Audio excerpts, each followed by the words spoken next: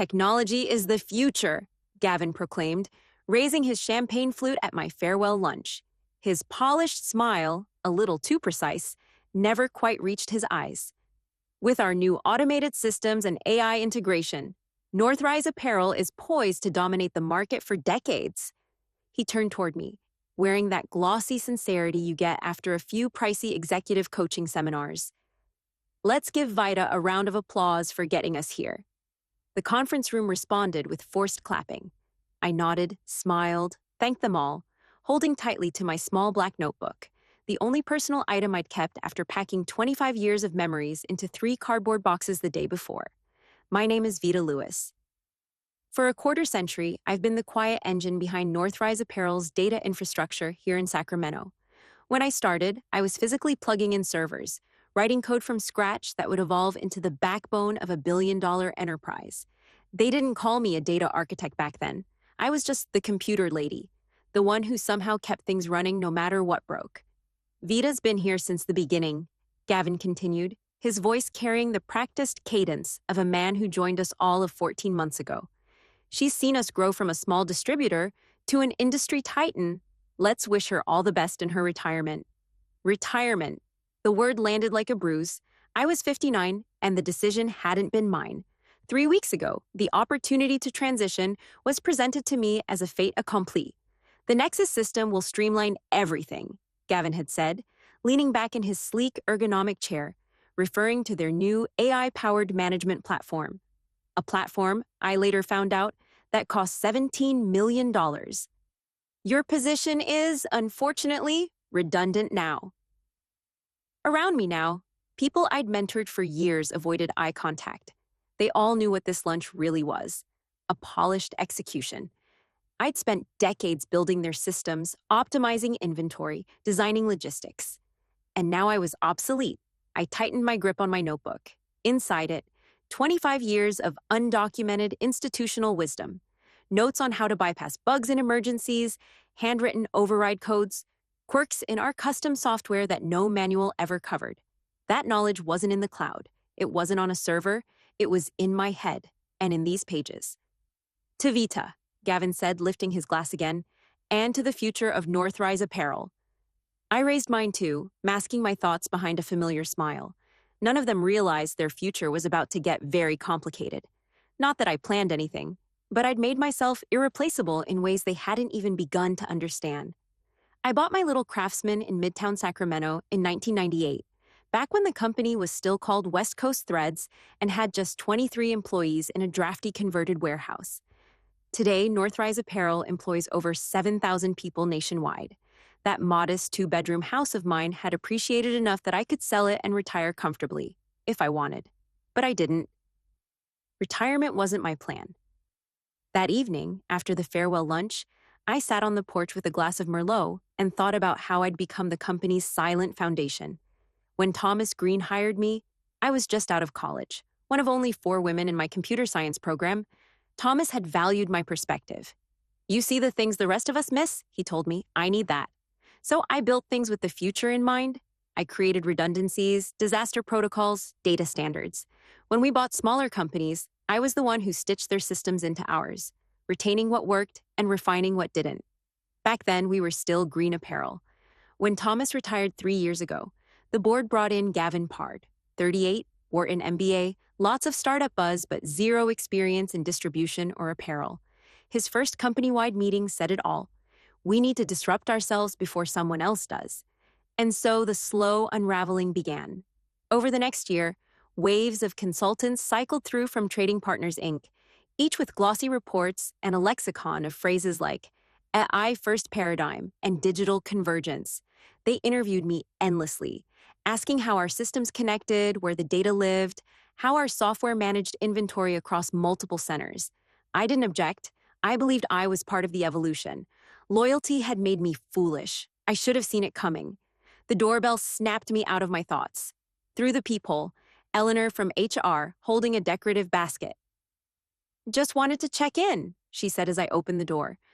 The transition team realized they never got your access codes for the backup systems. The master handover should have everything, I said, my tone polite but cool. All protocols are documented in the final list. Her smile tightened. There's confusion about some legacy interfaces, specifically the warehouse automation modules. Of course there was. Those systems had been modified over years to accommodate our needs. They weren't plug and play. Nothing about them was. I'm sure they'll figure it out, I said, accepting the basket but making no move to invite her in. After all, the Nexus system is the future. She hesitated, then left. I closed the door gently, letting the quiet settle in like the last period in a resignation letter. The first signs of trouble surfaced a week later. Jerome from Systems texted me mid-afternoon. Things are glitching. New team can't figure out why inventory and shipping don't sync. I ignored it. The next day, Bethany from accounting called. Vita, there's a problem with the quarterly report module. The sales numbers aren't matching. I kept my voice calm. I'm sure the transition team can resolve it. The Nexus system is still pulling from your framework, she said. No one understands how it's wired like you do. I felt the smallest twinge. Pride or sadness, I couldn't quite tell. But I said nothing. I just listened to the silence that followed. About involving external consultants to assist, but we all know how that's been going, she wrote.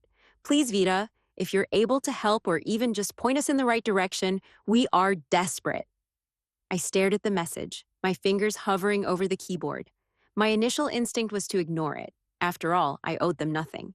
They discarded me without so much as a second thought when they thought they had everything figured out with their shiny new AI system. But then I thought of the employees still stuck in the mess. The ones who didn't have the luxury of leaving when everything went south. Those people didn't deserve to lose their jobs or their livelihoods just because Gavin and the board had been blinded by their own hubris. After a long pause, I finally typed a response. I won't help you directly, but I can offer some advice. Start with the legacy systems. If the database is corrupted, as I suspect, you need to roll back to a point before Nexus integration was completed. Then you'll need to find someone who understands the complex interaction between Nexus and your original system. I'm not sure if your internal team can handle it, but this is your first step. Good luck. I hit send and immediately felt the weight of the decision.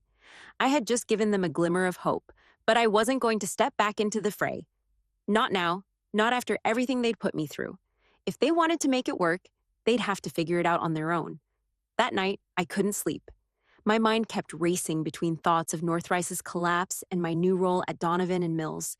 I had built systems that lasted for years, but there was something bittersweet about watching them unravel so quickly.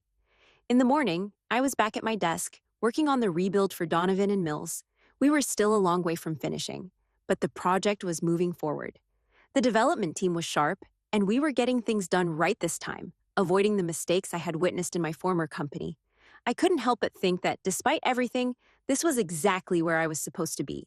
But Northrice's problems weren't over. 2 days later, Gavin called again. This time, I picked up the phone. Vita. His voice was tight like he was struggling to contain his anger. What did you do? I leaned back in my chair, trying to sound as calm as possible. What do you mean? The advice you gave us, he spat. It's like you handed us a death sentence. We've lost half of our inventory data, our orders are still a mess, and the Nexus system is barely functioning. We're losing customers by the minute. I bit back a laugh. Sounds like you're getting exactly what you paid for. Don't you dare, he said through gritted teeth. I'm offering you a chance to fix this.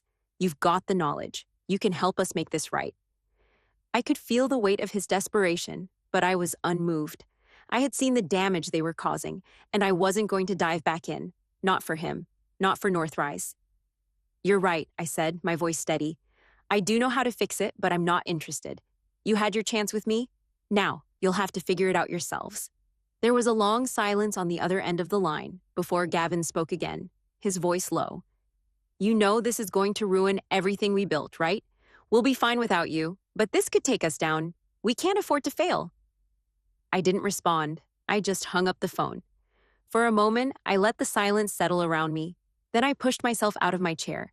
I had a team to lead, a new future ahead of me, and I wasn't about to let the collapse of my past hold me back. When I left Northrise, I closed my laptop, went home, and slept better than I had in years.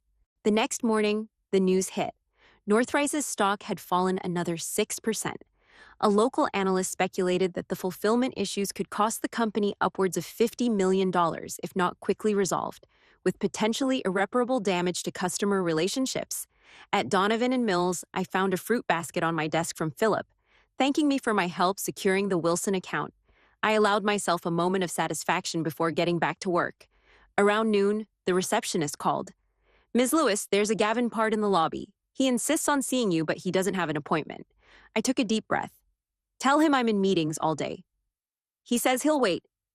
After speaking with Philip, I agreed to meet Gavin in a neutral conference room. When he walked in, I barely recognized him. His usually pristine appearance was disheveled. "Vida," he greeted, extending his hand. I didn't shake it. "What do you need, Gavin?" "We need your help. The Nexus integration's a disaster, and we think you can fix it," he said. "The board has authorized me to offer a 6-month consulting contract. We'll pay you double, maybe triple what you were making." I leaned back. "You fired me. You said my methods were obsolete and that technology was the future." He looked embarrassed. "It was a mistake. We're losing millions every day, and the systems are failing. Please, Vida." "No," I said. "I don't work for Northrise anymore. I have commitments here." Gavin's desperation turned to anger. "You probably caused these failures." I stood up. "I dedicated 25 years to building your systems, and now they're falling apart because you dismantled them without understanding how they worked." He threatened to sue. For what? Not answering calls from a company that fired me? I gathered my things. "Our 15 minutes are up," I said. As I left, I added, "There's a complete recovery protocol in the emergency manual. Volume 3, Section 8, but I guess that requires actually reading the documentation." 2 days later, I got a formal request from Northrise's legal department for all my documentation. Thomas Green personally reached out. "We need to talk. The board's in chaos." I agreed to speak with him.